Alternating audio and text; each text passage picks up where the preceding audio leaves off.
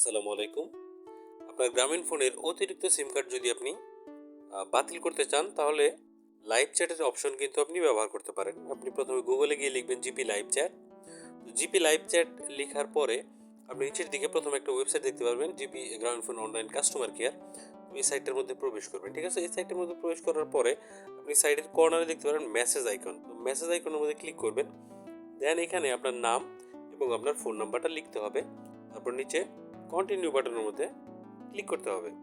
যেমন দেখতে পাচ্ছেন আমি আমার নাম এবং ফোন নাম্বার দিয়ে দিছি এবং নিচে কন্টিনিউ বাটনের মধ্যে ক্লিক করব। ক্লিক করার পর গ্রামীণ ফোন নাম্বার একটা ওটিপি চলে আসবে। আপনি ওটিপিটা এই ৪ সংখ্যার ওটিপি এখানে বসাবেন। তারপরে ভেরিফাই ওটিপি অ্যান্ড প্রসিড এটার মধ্যে ক্লিক করবেন।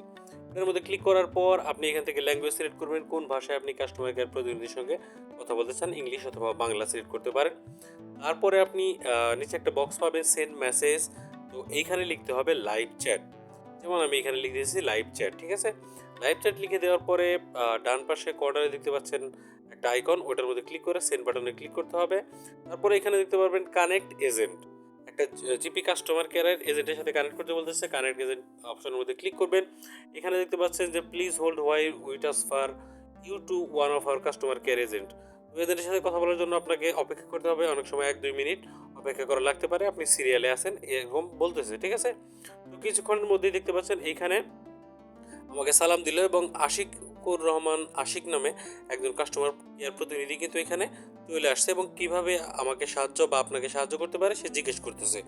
তো আপনি এইখানে ৪৫ সেকেন্ডের মধ্যে উত্তর দিবেন এবং অ্যাক্টিভ থাকবেন কাস্টমার কেয়ার প্রতিনিধির সঙ্গে কথা বলার জন্য। এখন মূল যে বিষয়টা সেটা হচ্ছে আপনি যে গ্রামীণ ফোনের অতিরিক্ত সিম যদি আপনি বাতিল করতে চান সেক্ষেত্রে এইখানে তাকে সেই নাম্বারটা দিতে হবে। সেটা আপনার এনআইডি কার্ডের আন্ডারে আপনার এনআইডি দিয়ে কেনা থাকতে হবে এবং আপনি নাম্বারটা দেবেন যে এই গ্রামীণ ফোনের নাম্বারটা আমি বাতিল করতে চাচ্ছি আমার লিস্ট থেকে। ঠিক আছে? মানে আপনার এনআইডি থেকে। তো বাতিল করার জন্য সে আপনার এনআইডি কার্ডের ইনফরমেশন এবং আপনার জন্ম তারিখ অথবা মায়ের নাম, ঠিকানা এরকম কিছু জানতে চাইতে পারে।